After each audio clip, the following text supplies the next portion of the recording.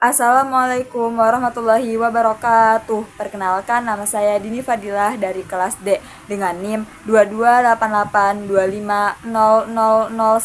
Saya di sini akan mereview buku Kunto Wijoyo bab 1 yang berjudul Pengantar Ilmu Sejarah. Jadi menurut Kunto Wijoyo ada beberapa istilah yang memakai kata sejarah. Yang pertama yaitu guru sejarah, yang kedua pegawai sejarah, yang ketiga pencatat sejarah, yang keempat pelaku dan saksi sejarah. Yang kelima atau yang terakhir yaitu peneliti dan penulis sejarah.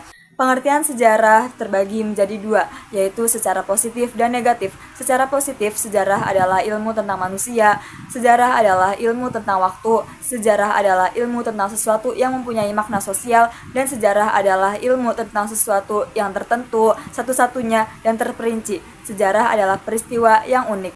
Secara negatif, ada yang pertama yaitu sejarah bukan mitos atau sesuatu yang tidak jelas waktunya dan tidak rasional. Yang kedua ada sejarah bukan filsafat atau yang bersifat abstrak dan juga spekulatif. Yang ketiga ada sejarah bukan ilmu alam karena sejarah menuliskan hal-hal yang khas atau spesifik saja. Yang terakhir yaitu ada sejarah bukan sastra karena sejarah ini berbeda dengan sastra dalam 4 hal, yaitu cara kerjanya, kebenarannya, hasil keseluruhannya, dan juga kesimpulannya. Jadi definisi sejarah menurut Kunto Wijoyo yaitu rekonstruksi yang terjadi dari masa lalu.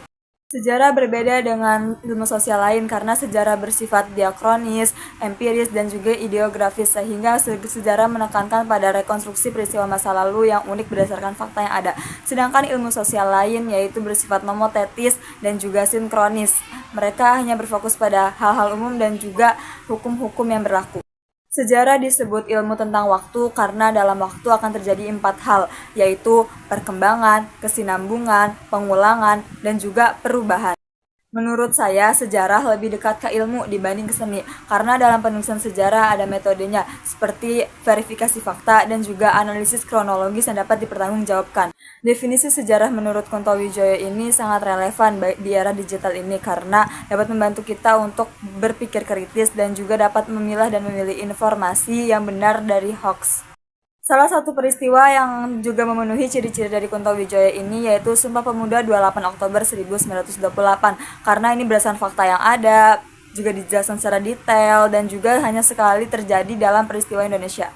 Kesimpulannya yaitu sejarah adalah ilmu yang merekonstruksi masa lalu secara faktual, empiris, dan juga unik sehingga tidak berfungsi sebagai cerita tetapi memberikan makna dan juga memberikan pemahaman bagi masyarakat. Mari kita hargai sejarah sebagai warisan berharga kita. Sekian dari saya. Wassalamualaikum warahmatullahi wabarakatuh.